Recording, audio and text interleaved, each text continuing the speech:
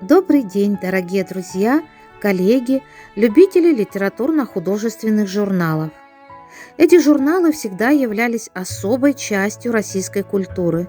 Именно в них мы открываем для себя новых талантливых авторов, знакомимся с первыми публикациями новых произведений уже известных мастеров слова.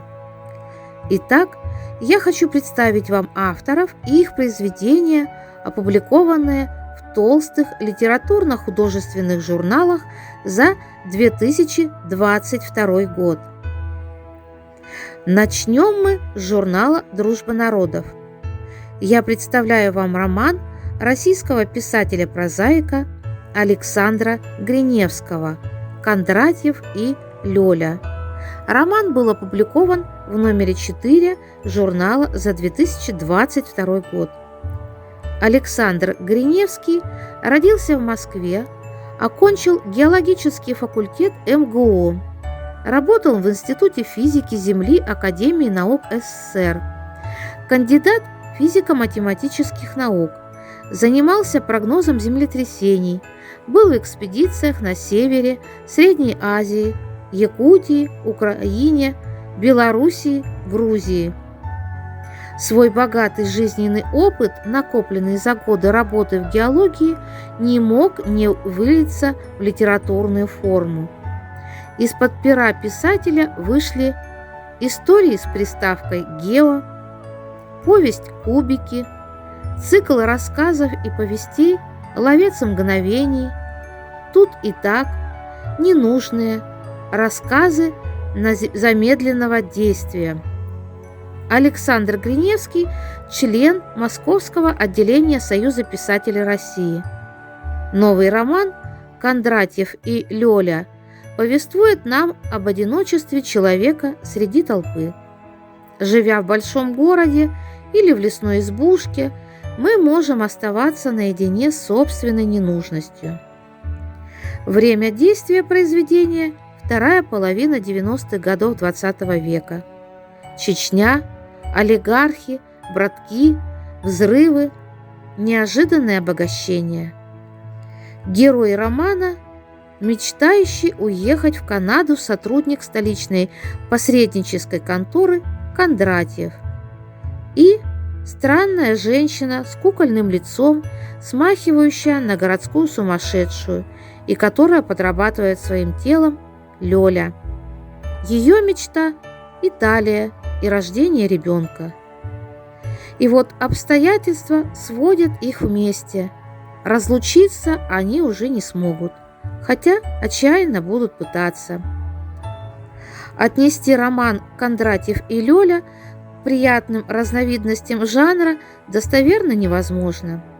Это и детективный, и психологический, ироничный и исторический роман.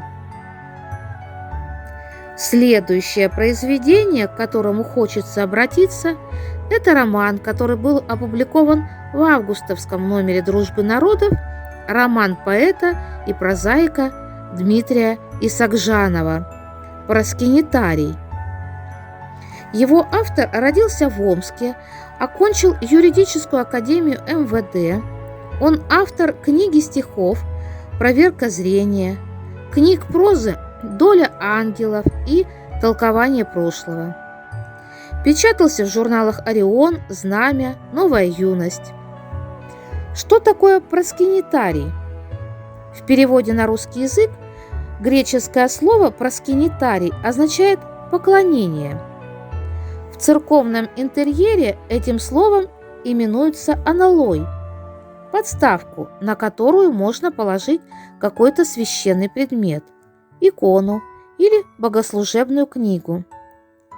Логика названия романа ясна. У проскинетария мы совершаем поклонение святыне. Здесь нет ни времени года. Здесь не нужны ни часы, ни календари. Иной мир, не знающий ни боли ухода, ни скорби прощания. Возраст твой – тайна, и число лет твоих не открыто никому, ибо никому спросить в пустыне о том, что помнит она, где ее сердце, где ее память. Всяк спешит уйти из нее благословенным волнам океана, но воды его горьки.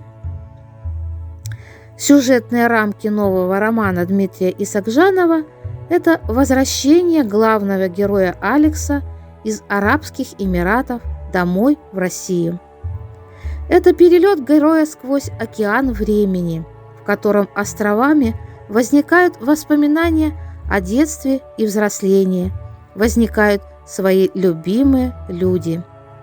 И прежде всего это самые близкие люди – мама, поиски неизвестного отца в себе, любовь жены, маленький сын, все, что он видел, все, что он слышал, все, что он вдыхал легкими и впитывал через кожу. Роман «Проскинитарий» возвращает нас в детство главного героя Алекса.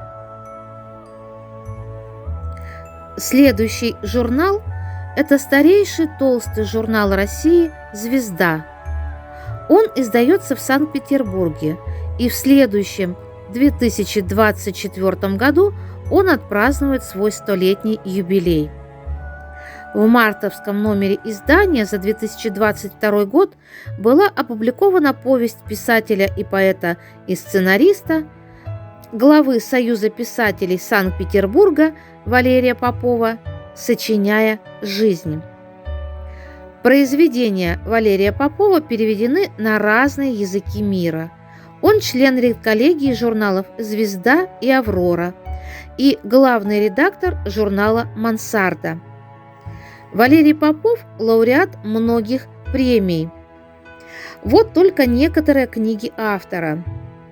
«Жизнь удалась», «Поездки в Москву», «Темная комната», «Чернильный ангел», «Культовый Питер», «За грибами в Лондон» и многие другие книги.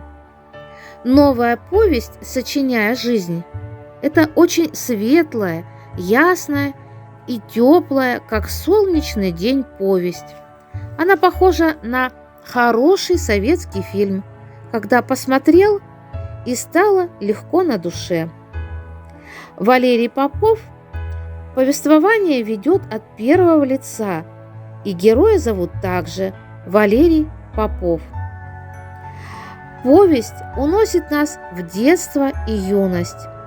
Мы видим мальчика с широко открытыми глазами, который познает жизнь. Для него все впервые.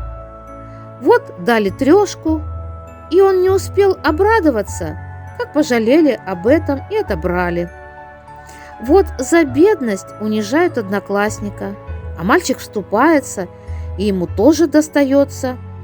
Вот он чуть не остается без золотой медали из-за того, что взрослые, в том числе и мама, навязали ему общественную нагрузку – хулиганство и наглого парня. Девочки и мальчики взрослеют по-разному, поэтому любопытно читать, как мальчики, повзрослев, ищут любовь. Валерию Попову удалось без грубости, пошлости и излишней откровенности рассказать об этом. Автор с хорошим юмором создает яркую картину, полную звуков и записей, красок и чувств. Текст пронизан спокойными взглядами, добротой и великодушием. Вот эту повесть можно читать как взрослым и советовать юношеству. В 11 и 12 номерах «Звезды» за прошлый 22 год мы можем увидеть роман Алексея Иванова «На двух досках». Он описывает события 30-х, начала 40-х годов прошлого века. Это исторический экскурс в прошлое нашей страны. Это срез времени, когда Сталин склоняется над картой Европой в самом начале Второй мировой войны и до момента ночи 22 июня 1941 года, когда Сталин не смог уснуть и его мучили кошмары. Но роман рассказывает не только о нем. Действие его разворачивается на широком игровом и временном пространстве с участием множества действующих лиц. Здесь много героев, связанных одной эпохой – террором и предчувствием большой войны. Есть описание почти дворянского быта советской интеллигенции и разного рода шишек, министров, сотрудников НКВД, партийной верхушки. Роман погружает нас и заставляет задуматься, осмыслить то, что происходит вокруг. Он как бы предупреждая, что уроки прошлого не выучены, и люди многое забывают. И поэтому игра, на которую хотят превратить жизнь в любом количестве досок, должна вести к миру, к победе, к справедливости и здравому смыслу. Роман Алексея Иванова удивительно актуален и поучителен, особенно в наше время, время мира, ставшего войной. Особым достоинством его можно считать то, что все герои – это реальные личности, которые стали уже историей. В майском номере «Звезды» мы увидим повесть Михаила Кураева «Дни и ночи пилоты Аржанцевой». Михаил Кураев – писатель, сценарист и драматург, лауреат Государственной премии России. Родился он в Ленинграде в 1939 году. Во время блокады города он был эвакуирован в Череповец. Окончил Ленинградский театральный институт, работал на киностудии «Ленфильм», и по его сценарию было поставлено 7 художественных фильмов. Прототипом героини новой повести писателя Ольги Аржанцевой стала советская летчица Ольга Лисикова, участница 2 войн – финской кампании и Великой Отечественной. Ольга Михайловна Лисикова, годы жизни 1916-2011, профессиональная летчица, выпускница первого призыва девушек в авиацию Батайской первой краснознаменной авиашколы, пилот пассажирских линий Ленинградского авиаотряда финской компании. Она летала на самолетах фронтовой санитарной авиации. А в Великую Отечественную войну она стала командиром мужского экипажа «Дугласа». За годы войны Ольга Михайловна Лисикова выполнила более 280 боевых вылетов, в том числе 150 рейсов в осажденный Ленинград. Она спасла тысячи жизней, вывозила на Большую Землю истощенных детей и раненых бойцов Ленинградского фронта, доставляла в осажденный город и партизанские отряды продукты и боеприпасы. Ольга Михайловна по праву считается одним из лучших асов Отечественной войны. Теперь перейдем к журналу «Знамя». Здесь в номере 6 была опубликована повесть поэта и прозаика Светланы Богдановой «Ананасы». Родилась Светлана в Москве, окончила литературный институт имени Горького. Светлана Богданова – автор книг «Предвкушение», «Возможное начало», «Родство с предметами». Она лауреат премии журнала «Новое литературное обозрение» за лучшую малую прозу в рамках Тургеневских дней в Москве, лауреат специального приза за изящную словесность в рамках конкурса имени Даниила Хармса. Главный герой ее повести «Ананасы», в котором причудливо смешалось повествование, интервью и научный доклад, актер Роберт Стриж. Он франт, любимец публики и покоритель Голливуда. Но внезапно он объявляет о паузе в своей карьере. Стриж собирается осуществить мечту – пожить в университетском городке и посидеть в библиотеке.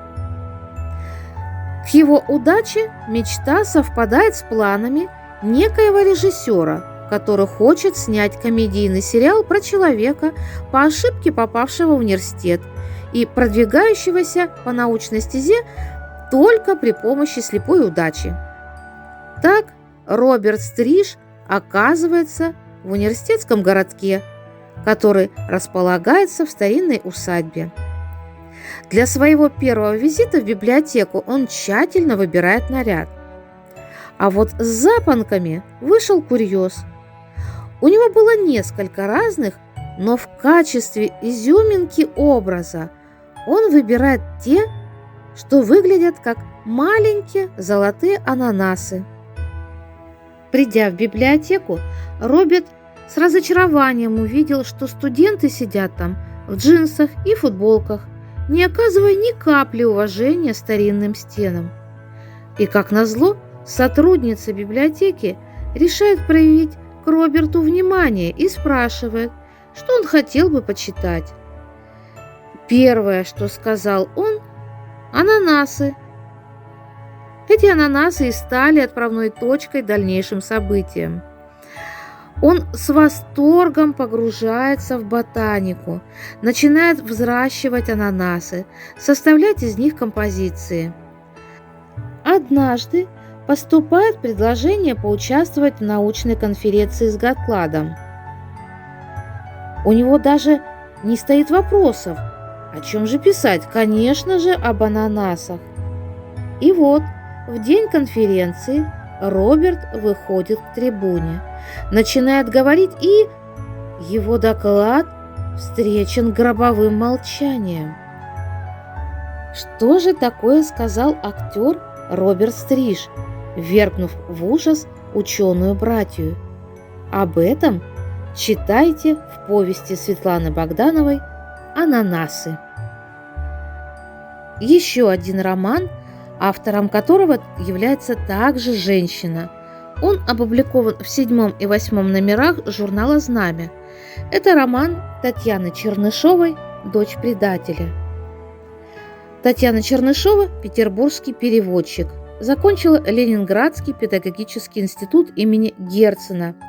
Она член Союза российских писателей, Русского пен-клуба, гильдии мастера литературного перевода. Действие романа «Дочь предателя» происходит в начале 60-х годов прошлого XX века.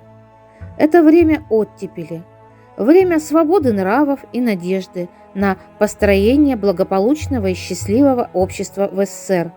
Но для главной героини, шестиклассницы Ангелине Чежик, члену семьи врага народа, воспитаннице интерната, оттепель еще не наступила. Дело было не только в том, что быт в интернате труден, администрация строга, а одноклассники жестоки. Самое удивительное – это характер девочки. Ангелина – советский гражданин, готовый жизнь положить за наших и помочь товарищам. Она искренне ненавидит родителей и, вероятно, саму себя. Вообще, она девочка добрая, но бывают ситуации, в которых ей приходится вступать в драки, и порой безжалостные, и всегда с противником, превосходящим и числом, и применением. Началом подлинных приключений Ангелины Чежик становится загадочный несчастный случай, после которого девочку перевели в другой интернат. Новое место оказалось страшнее старого, и героиня романа решается на первый побег.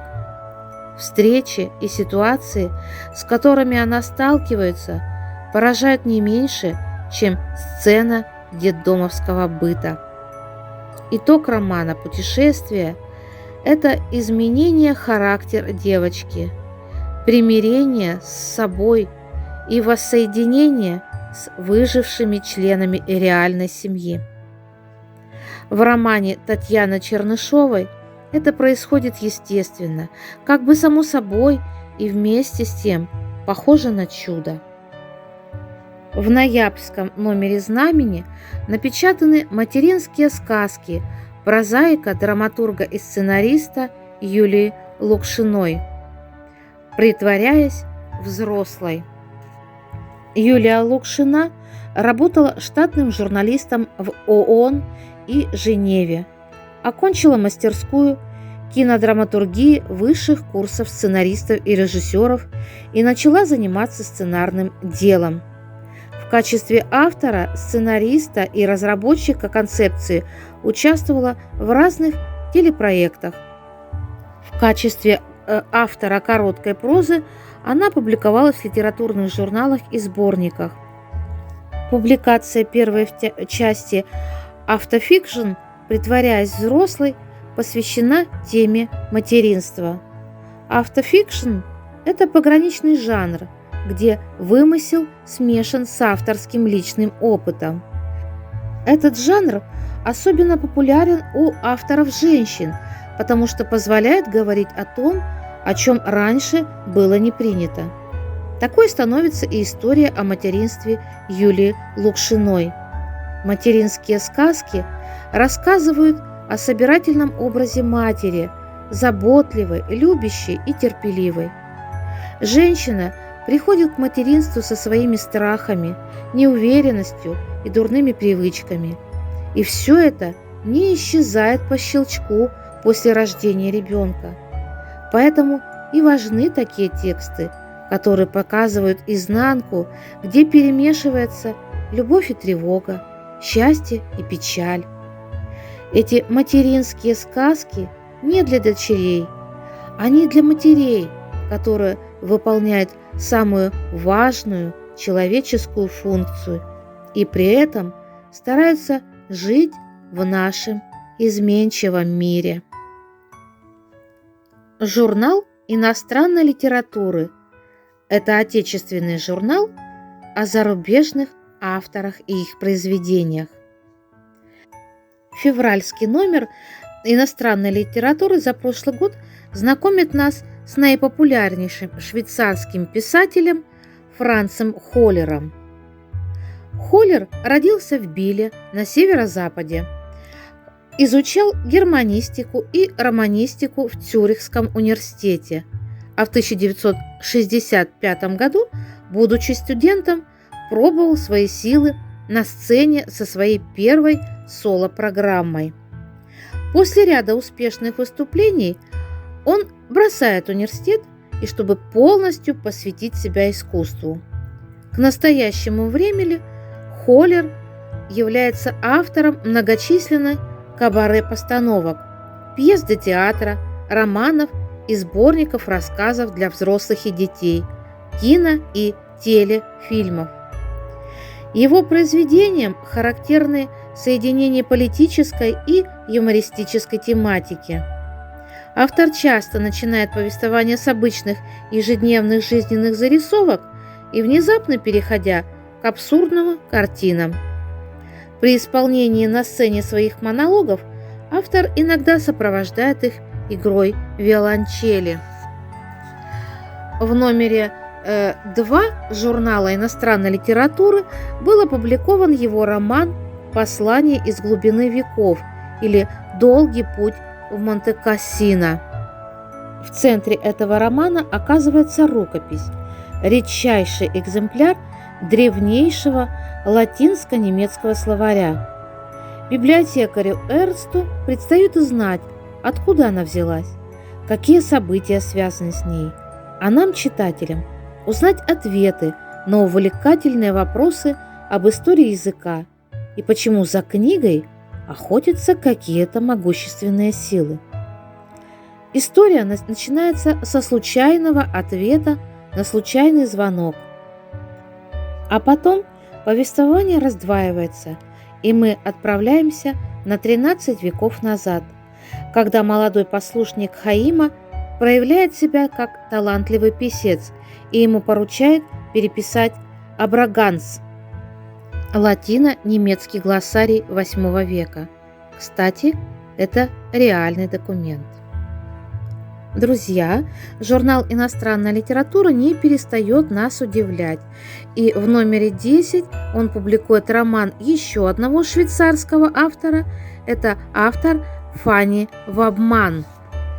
Она писательница, драматург и театральный деятель. Родилась в 1984 году. Вабман рано начала заниматься литературной деятельностью и сразу стала замечена критиками. Свою первую литературную премию Фанни получает в 18 лет. Ее рассказы и стихи выходили в разных антологиях. Она автор романа «Пыль, которую они поднимают», пьес «Форма малая воды и горизонт» и «Вояж-вояж». Ее роман «Обнаженная в стакане воды», который был опубликован в иностранной литературе, сразу же привлек к себе внимание. Как пишут критики, автор рассказала в этом произведении дуэт женщин между жизнью и смертью. С первых строк Фанни погружает нас в особые события романа. Бабушка с расстройством памяти угасает в больнице, и для того, чтобы присматривать за ней, в Швейцарию из Англии возвращается внучка Лора. Из всех родственников бабушка выбирает именно ее. И этот роман написан от лица Лоры, и все происходящее читатель видит ее глазами. Ей предстоит прожить вместе с бабушкой последние месяцы ее жизни. Вначале им нечего сказать друг другу, но постепенно разговоры набирают обороты. Бабушка бессвязно повествует о былом, а внучка начинает свой монолог-исповедь. В романе «Обнаженная в стакане воды» на примере судеб двух женщин разных поколений, которые встретились вместе в переломный момент жизни, обращаемся мы к теме единения семьи и обретения внутренней опоры через связь с семейной традицией. Снова вернемся к русской прозе.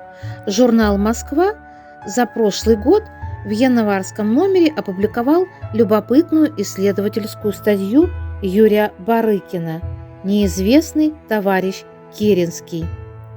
Юрий Барыкин, историк и публицист, учился на историческом факультете Читинского педагогического института. Автор многочисленных публикаций по истории России периода 1892-1953 годов. Вот только некоторые его книги.